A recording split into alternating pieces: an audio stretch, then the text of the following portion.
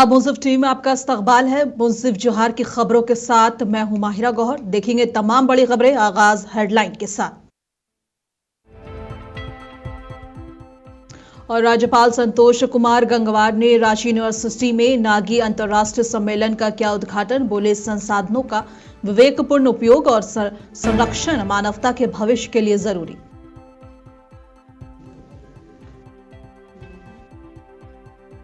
पटना के सदाकत आश्रम में कांग्रेस नेताओं ने की प्रेस वार्ता। झारखंड सरकार की पंचायती राज मंत्री दीपिका पांडे सिंह हुई शामिल। और रांची में 12 अक्टूबर को होगा स्वदेशी जन जागरण के तहत भव्य मैराथन आयोजन। केंद्रीय रक्षा मंत्री संजय सेठ बोले 10,000 लोग आयोजन में होंगे शामिल। और समझेगा पुलिस की नई पहल, हर हफ्ते चुना जाएगा police man of the week. पहले सम्मान से नवाजे जाएंगे आरक्षी शाहरुख अंसारी। उत्कृष्ट कार्य और सकारात्मक सोच के लिए सम्मानित। और झारखंड के मुख्यमंत्री हेमंत सोरेन ने सीजेआई गवई पर हुए हमले को लोकतंत्र की आत्मा पर प्रहार बताया है। इन्होंने अपने सोशल मीडिया एक्स पर पोस्ट करते हुए लिखा है कि सीजेआई गवई पर हुआ हमला लोकतंत्र की आत्मा पर प्रहार है। न्यायपालिका की गरिमा और स्वतंत्रता किसी भी लोकतांत्रिक व्यवस्था की आधारशिला है और उस पर हाथ उठाना राष्ट्र के संविधान पर हाथ उठाने जैसा है। मैं इस कायराना कृत्य की कड़ी निंदा करता हूं।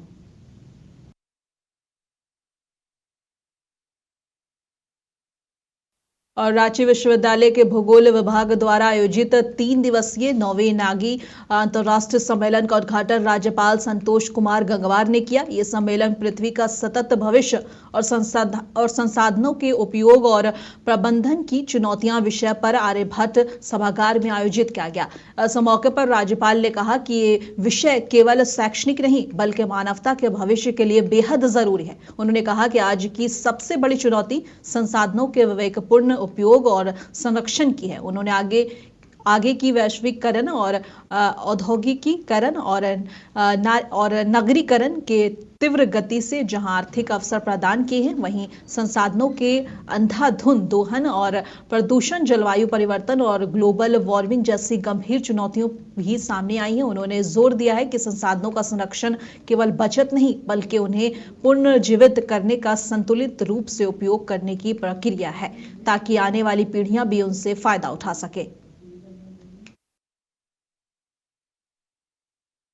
पटना के सदाकत आश्रम में कांग्रेस नेताओं ने एक प्रेस कॉन्फ्रेंस की। इस दौरान झारखंड सरकार की पंचायती राज मंत्री दीपिका पांडे सिंह शामिल हुई। इस मौके पर उन्होंने कहा कि जेडीयू सरकार ने प्रदेश के 94 लाख गरीब परिवारों से वादा किया कि हर गरीब के खाते में 2 लाख रुपए व्यवसाय करने के लिए दिए जाएंगे, क्योंकि जातिगत सर्वे में बिहार की 64% आबादी अति गरीब पाई गई थी। इनका आगे क्या कुछ कहना है, आइए आपको सुनाते हैं।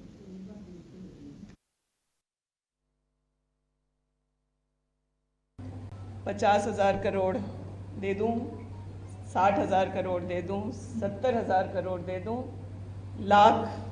1 लाख करोड़ बिहार को दिया जाए। 1.25 लाख करोड़ पर जाकर रुकने वाले इस देश के प्रधानमंत्री ने बिहार की बहनों को क्या दिया? 10,000 रुपये, वो भी ऐन चुनाव के तुरंत पहले। और मैं कह सकती हूँ कि जब महिलाओं की बात आती है तो वो चाहे मोदी जी हो या नीतीश कुमार हो, ये दोनों ही मौसेरे भाई की तरह कार्य कर रहे हैं। मैं झारखंड से आती हूँ और आप सब जानते हैं कि बिहार में जिस प्रकार से महागठबंधन ने माए बहन मान योजना की घोषणा की है, 30,000 रुपये हर साल बहनों के खाते में डालने की बात की है, 2,500 रुपये हर महीना। हम लोगों ने झारखंड में इसको सफलतापूर्वक लागू किया है। चुनाव के तुरंत पहले नहीं, चुनाव से पहले 1,000 रुपया बहनों के खाते में गया। और चुनाव के समय हम लोगों ने जो वादा किया कि हम चुनाव के तुरंत बाद 2,500 रुपये हम झारखंड की उन बहनों के खातों में डालेंगे जो 18 से 50 की आयु की हैं। हम लोगों ने उसको लगातार उनके खाते में वो पैसे को डालने का काम किया है। सिर्फ झारखंड ही नहीं, कांग्रेस की जो 2 अन्य शासित राज्य हैं, हिमाचल में भी बहनों के खाते में 1,500 रुपये दिए जा रहे हैं। और कर्नाटका में भी हर महीने महिलाओं के खाते में सहयोग राशि देने का काम कांग्रेस की सरकार कर रही है। अगर राज्य को आगे बढ़ाना है तो उसमें उनकी भी भागीदारी सुनिश्चित होनी चाहिए। न सिर्फ उनके स्वास्थ्य, सुरक्षा, शिक्षा की बात हो, बल्कि उनके आर्थिक सशक्तिकरण की भी बात हो। ये ऐसे लॉलीपॉप चुनाव के वक्त थमाने का काम जो भाजपा जेडीयू की सरकार ने किया है वो नहीं चलेगा। अगर सही में महिलाओं के मान सम्मान और हितों की रक्षा कभी किसी ने की है तो कांग्रेस और महागठबंधन की सरकारों ने की है।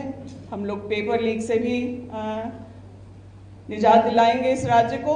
हमारी बहनें जॉब कैलेंडर के हिसाब से नौकरियां भी पाएंगी और आरक्षण को भी हम लोग 50% से अधिक करने का काम करेंगे। मैं इन्हीं बातों के साथ आप लोगों का धन्यवाद करती हूँ। शुक्रिया। और रांची में 12 अक्टूबर को स्वदेशी जन जागरण के तहत मैराथन का आयोजन किया जाएगा, जिसकी शुरुआत रांची के मुहराबादी मैदान से होगी। केंद्रीय रक्षा राज्य मंत्री संजय सेठ ने आज एक प्रेस कॉन्फ्रेंस कर बताया कि लगभग 10,000 लोग इस मैराथन में शामिल होंगे।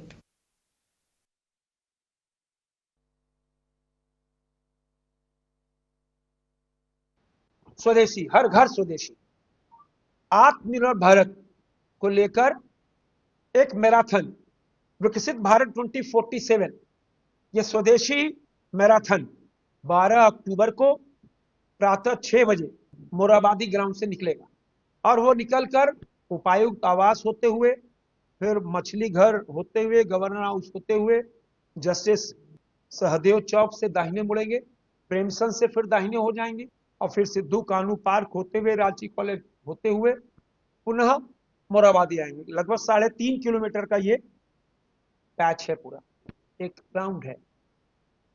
उसमें हजारों हजार रांची के हर क्षेत्र, कॉलेज के छात्र छात्राएं, हमारे स्पोर्ट्स पर्सन,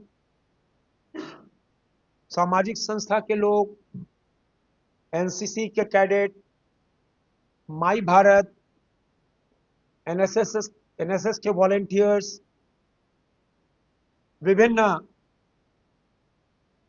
प्राइवेट यूनिवर्सिटी के स्टूडेंट्स, कामकाजी महिलाएं और पुरुष, तो लग रहा है कि 10,000 लोग कम से कम उस मैराथन में भाग लेंगे। महामहिम राज्यपाल महोदय को से उनसे आग्रह किया है कि वह स्वदेशी मैराथन को हरे झंडी देकर विदा करे।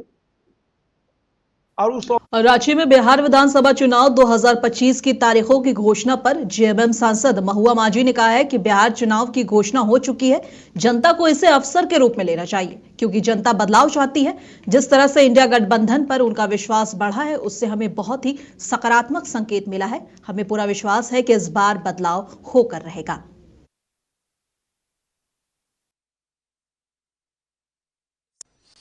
देखिए 6 और 11 नवंबर को बिहार चुनाव की घोषणा हुई है। अच्छी बात है, वहां की जनता को इसे अवसर के रूप में लेना चाहिए, क्योंकि जनता बदलाव चाहती है और बदलाव लाकर दिखाए। क्योंकि जिस तरह से इंडिया गठबंधन पर उनका भरोसा बढ़ा है, जो जन सैलाब वहां पर उमड़ पड़ा था इंडिया गठबंधन की रैलियों में, उससे हमें एक बहुत पॉजिटिव संकेत मिला है और इस बार बदलाव होगा, ऐसा हमें पूरा विश्वास है। तो मुझे लगता है कि वहां की जनता को इसे अवसर के रूप में लेना चाहिए। और जो एसआईआर का मुद्दा था, जिस तरह से वोटों की चोरी के मामले आए सामने, इतने कई लाख वोटर्स को वोटर लिस्ट से उनका नाम काट दिया गया और नए कुछ वोटर्स जुड़े, अब वो कितने सही हैं, कितने गलत हैं, वो कहीं कुछ पक्षपात है या नहीं है। क्योंकि कर्नाटक वगैरह का जो उदाहरण माननीय राहुल जी ने पेश किया, उससे कहीं ना कहीं लगता है कि कुछ ना कुछ गड़बड़ी तो है। अब उसको ध्यान में रखकर अगर जनता अभी से सचेत नहीं हो तो निश्चित रूप से बाद में इसका खमियाजा भुगतना पड़ेगा, इसलिए मुझे लगता है। और साहिबगंज जिला कांग्रेस के नवनिर्वाचित अध्यक्ष बरकतुल्लाह खान का कांग्रेस कार्यकर्ताओं ने जोरदार स्वागत किया है। झारखंड प्रदेश कांग्रेस कमेटी की सूची में उन्हें दोबारा जिला अध्यक्ष चुना गया है। कांग्रेस कार्यालय में स्वागत समारोह आयोजित किया गया, जहां उपाध्यक्ष कलीमुद्दीन, महासचिव मोहम्मद रिजवान और बासुकीनाथ यादव और युवा कांग्रेस अध्यक्ष अखलाक नदीम, नावेद अंजुम, मीडिया प्रभारी निहाल अख्तर समेत कई कार्यकर्ताओं और महिलाओं ने उन्हें माला पहनाकर सम्मानित किया। मीडिया से बात करते हुए बरकत खान ने कहा है कि मैं राष्ट्रीय अध्यक्ष मल्लिकार्जुन खड़गे, सोनिया गांधी, राहुल गांधी, झारखंड प्रभारी के राज्य और प्रदेश अध्यक्ष कमलेश महतो का धन्यवाद करता हूं, जिन्होंने मुझ पर फिर से भरोसा जताया। उन्होंने आगे कहा कि मैं संगठन के हर आदेश का पालन करूंगा।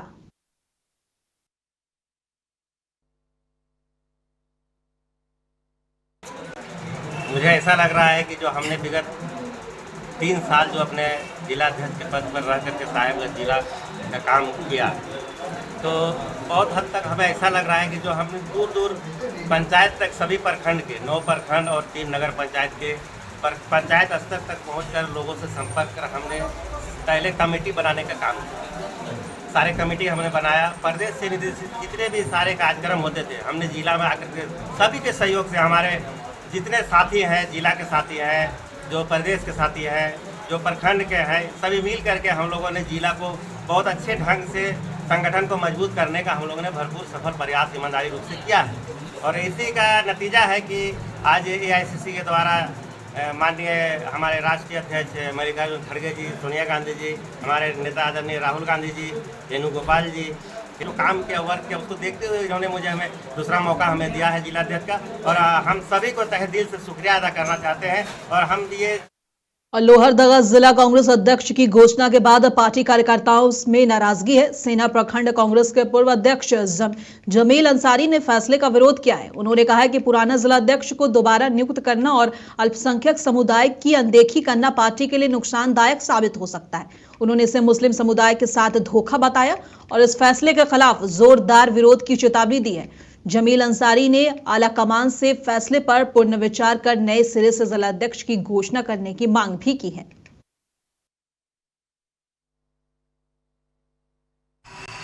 देखिए, ये जिला अध्यक्ष बनाया गया है, ये संगठन सृजन के तहत चल रहा था। रायशुमारी का मामला आया था, ICC के मेंबर बनकर पर्यवेक्षक बन के आए थे, रायशुमारी हुआ और उसमें कहीं न कहीं निसार अहमद का 70% का रायशुमारी में गया। सुखेर भगत का कहीं नहीं था रायशुमारी में, शकील हाजी का भी इसमें था, रायशुमारी में बहुत दूसरे नंबर में था।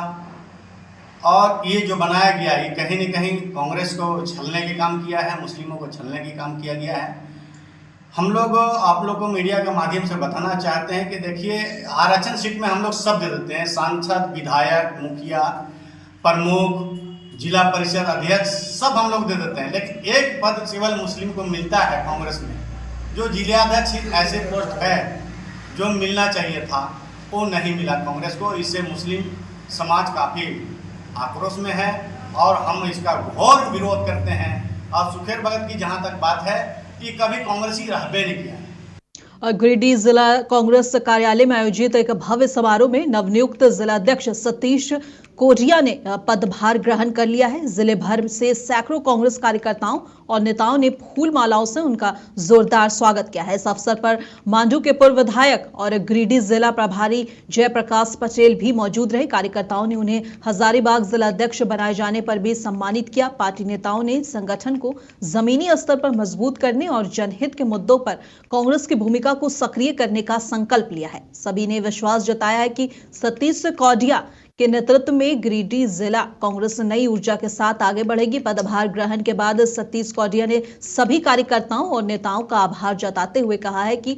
वे निष्ठा, पारदर्शिता और सक्रियता के साथ काम करेंगे और हर कार्यकर्ता को उचित सम्मान भी मिलेगा। बड़ी महत्वपूर्ण जिम्मेवारी पार्टी ने दी है। ये कोई फूलों की सेज नहीं है, ये कांटों का ताज है। संगठन को आमूल चूल रूप से खड़ा करना, जो भी हमारा संगठन प्रखंड और मंडल स्तर तक है, उससे पंचायत और सबसे ऊपर जो मैं मानता हूँ कि हमारा बूथ, वहाँ तक मेरा कार्यकर्ता हो, जिसको मैं सबसे ऊपर कार्यकर्ता मानता हूँ, जिसकी बदौलत हम विधायक, सांसद सब यहाँ कर बैठते हैं। वैसे कार्यकर्ताओं को सम्मान देना, मजबूती देना और उनकी बातों को सुनना और उन्हें इस लायक बनाना कि वो उस क्षेत्र की जनता का काम। और बीजेपी प्रवक्ता प्रतुल सहदेव ने बिहार चुनाव की तारीख पर अपनी प्रतिक्रिया दी है। उन्होंने कहा है कि बिहार में एनडीए को बड़ी जीत मिलेगी क्योंकि जनता जंगल राज से तंग आ चुकी है और नीतीश कुमार के नेतृत्व में विकास हुआ है। राहुल गांधी की भारत जोड़ो यात्रा को उन्होंने कांग्रेस के लिए बेअसर बताया।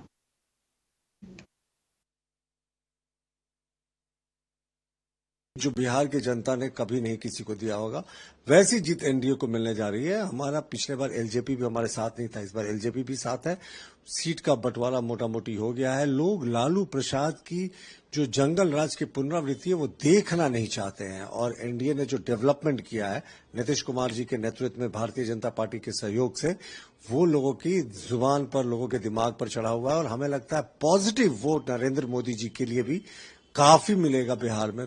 और सिमडेगा पुलिस ने एक सराहनीय पहल की शुरुआत कर दी है। अब हर सप्ताह कर्तव्यनिष्ठ और सकारात्मक सोच वाले पुलिसकर्मियों को पुलिसमैन ऑफ द वीक सम्मान से नवाजा जाएगा। इस पहल का उद्देश्य पुलिसकर्मियों को उनके बेहतर कार्य और प्रदर्शन के नैतिक कर्तव्यों के लिए प्रोत्साहित करना है, जिससे उनका मनोबल बढ़े और सभी कर्मी और अधिक ईमानदारी और लगन से अपनी ड्यूटी निभाएं। इसी कड़ी में गिरदा ओपी सेठ में तैनात आरक्षी शाहरुख अंसारी को अक्टूबर के पहले सप्ताह के लिए सम्मान दिया जाएगा। उन्हें यह पुरस्कार उत्कृष्ट टर्नआउट और सकारात्मक सोच के लिए मिला है।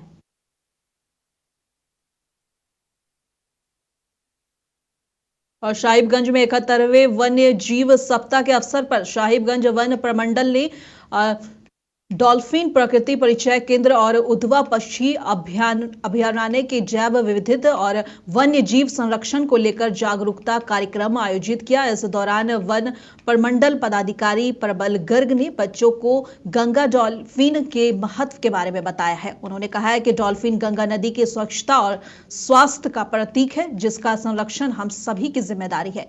वहीं इस मौके पर डीपीओ नमामि गंगे अमित मिश्रा और वनरक्षी इंद्रजीत कुमार और अंकित झा ने भी गंगा नदी की जैव विविधता और पर्यावरण संरक्षण से जुड़ी जानकारियां साझा की है। दुमका के मसलिया प्रखंड में लगातार बारिश से पके हुए धान में फसल नष्ट हो रही है। किसानों के पके हुए धान नष्ट हो जाना मुंह के सामने निवाला छीनने जैसा है। और इसी के साथ गुमरो के किसान जयदेव महतो ने बताया है कि धान तो गिरकर नष्ट हुआ ही है, अब तो मवेशियों के लिए भी बिचाले भी बर्बाद हो रहा है। किसानों ने सरकार से मुआवजे की मांग भी की है।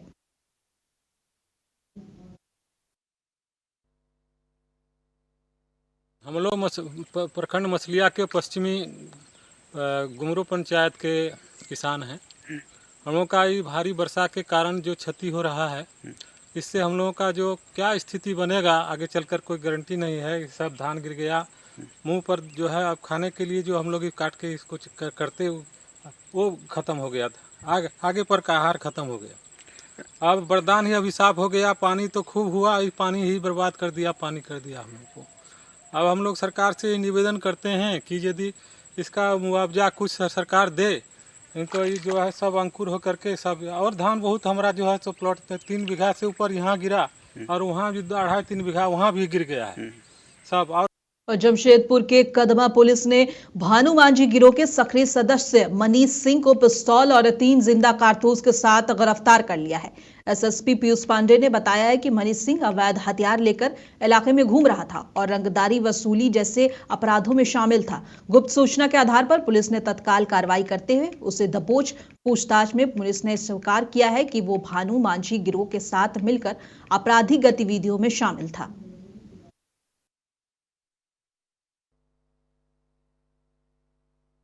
सूचना मिली थी कि कदमा थाने में उलियान टीओपी मैदान में भानु मांझी गिरोह का एक सदस्य मनीष सिंह पिस्टल के साथ घूम रहा है और किसी आपराधिक घटना को अंजाम दे सकता है। तो उसको ध्यान में रखते हुए तुरंत एक टीम का गठन किया गया और छापामारी के क्रम में उस लड़के को पकड़ा गया उलियान टीओपी के पास। उसके पास देसी लोडेड सेमी ऑटो पिस्टल मिली और 3 राउंड उसके पास से कार्ट्रिज भी बरामद किया गया।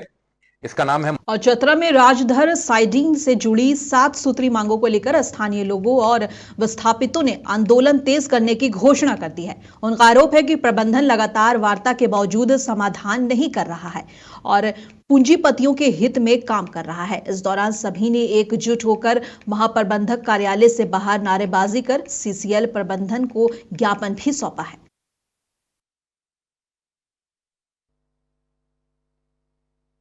हम लोगों को राज्य सरकार द्वारा दिया गया वन पट्टा मंगलदहा एवं किस्टों का, हम लोगों का 2017 में वन पट्टा हम लोग का इशू हुआ। हम लोग पिछले कई वर्षों से हम लोग परेशान थे। हम लोग को जगह जमीन सारा चीज चला गया। हम लोगों को आश्वासन दिया कि जैसे आप लोगों को पेपर आ जाएगा, जैसे मिलेगा आप लोगों को हो जाएगा। और बोकारो जिले के पालीहारी गुरुडी पंचायत की मुखिया सपना कुमारी के अचानक लापता प्रकरण के मामले में बेरमो एसडीपीओ वशिष्ठ नारायण सिंह ने प्रेस कॉन्फ्रेंस की है। इस संबंध में उन्होंने बताया कि सपना कुमारी एक पंचायत की मुखिया हैं। बीते 2 अक्टूबर को सपना कुमारी के अचानक लापता हो जाने पर उनके परिजनों ने गुमशुदगी की थाना में रिपोर्ट लिखाई थी। उसी आवेदन के आलोक पर बोकारो पुलिस अधीक्षक के निर्देश पर एक विशेष टीम गठित कर टेक्निकल इनपुट की मदद से सपना कुमारी को रांची में बरामद कर लिया गया है। पुलिस के द्वारा पूछताछ में के बाद पता चला कि उसके परिजनों को सौंप दिया गया है। उन्होंने बताया कि सपना कुमारी के अनुसार पारिवारिक तनाव की वजह से रांची स्थित अपनी महिला मित्र के यहां चली गई थी। परिवार के लोगों से कोई शिकायत नहीं है।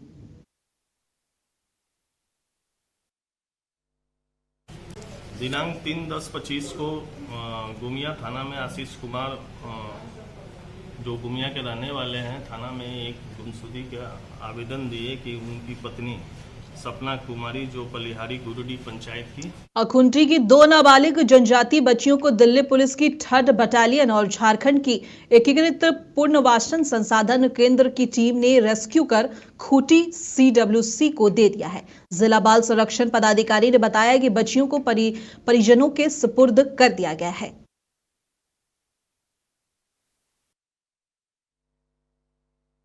खूंटी जिला के कर्रा प्रखंड की दिल्ली ट्रैफिकिंग की शिकार हो गई थी, तो उनको निर्मल छाया जो CWC दिल्ली में है उसके द्वारा 3rd बटालियन के माध्यम से दोनों बच्चियों को खूंटी जिला लाया गया है और उसमें बाल कल्याण समिति के समक्ष उसको।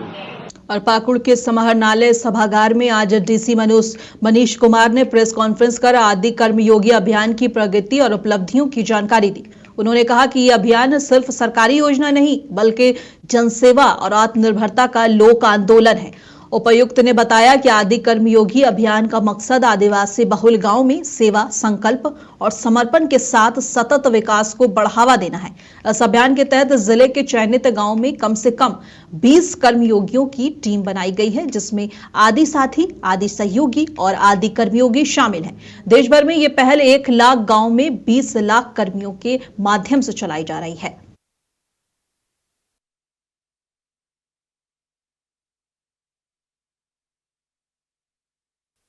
और साहिबगंज में राज्य स्तरीय कला उत्सव 2025 में CM school of excellence girls Pokhariya की छात्रा दृष्टि चटर्जी ने सोलो डांस प्रतियोगिता में पहला स्थान हासिल करा है। जी हां, जिले का नाम रोशन किया है। अब वो राष्ट्रीय स्तर पर झारखंड का प्रतिनिधित्व करेंगी। तो इस उत्सव में 24 जिलों से 700 विद्यार्थी ने भाग लिया था और विभिन्न कला विधाओं में प्रदर्शन किया था। जिला प्रशासन और स्कूल के शिक्षक दृष्टि को बधाई देते हुए उसकी सफलता पर गर्व महसूस कर रहे हैं और उम्मीद जता रहे हैं कि राष्ट्रीय स्तर पर भी झारखंड का नाम वो जरूर बढ़ाएंगी। अब मुंसिफ जोहार की खबरों में बस इतना ही। कल फिर मिलेंगे इसी वक्त। तब तक के लिए देश दुनिया की तमाम खबरों के लिए देखते रहे मुंसिफ टीवी।